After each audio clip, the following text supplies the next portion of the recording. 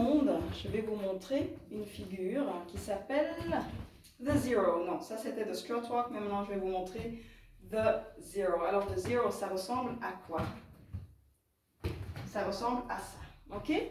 Donc, on commence comme ça. Jambes parallèles. Et vous levez le patin en roulant les roues arrière, simplement comme ça. Donc ça veut dire que les roues avant sont en l'air. Pour le faire, tac, sans bouger en avant, sans bouger en arrière, sans tomber, il y a une astuce. Tout le poids est dans cette jambe. D'accord? Donc, soyez déjà à l'aise avec ça. Il y a des variantes. Ceci, c'est tout simplement une explication toute simple. Comment est-ce qu'on peut commencer de zéro et tac. Tout le poids est là-dedans. Ensuite, je ne vais pas vous montrer tout de suite comment est-ce qu'on tourne. Ensuite, vous êtes comme ça. Tout le poids est là. Regarde, tout le poids est là, dans cette jambe-là. OK? Jambes bien pliées, les abdos bien serrés, les cuisses bien musclées pour garder le contrôle de son corps. Parce que ce mouvement n'est pas une question uniquement d'équilibre, c'est une question de contrôle. Je veux contrôler mon corps pour que quand je tourne, je ne tombe pas et je ne pars pas dans tous les sens.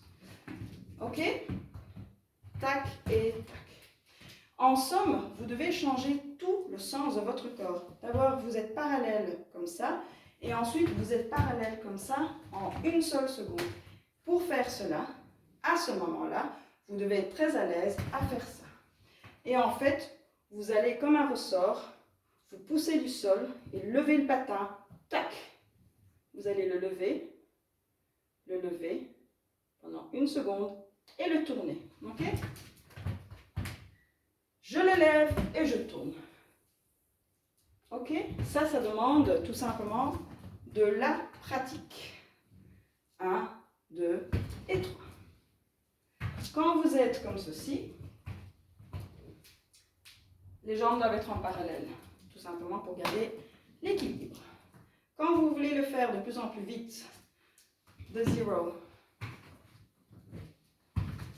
comme ça, vous allez le faire en musique, en rythme avec une chanson qui vous plaît, en rythme avec une chanson qui vous permet de comprendre comment est-ce qu'on peut placer ce mouvement avec de la musique. D'accord? Donc exercez-vous pour que ça devienne fluide et pour bien apprendre comment garder le contrôle de son corps.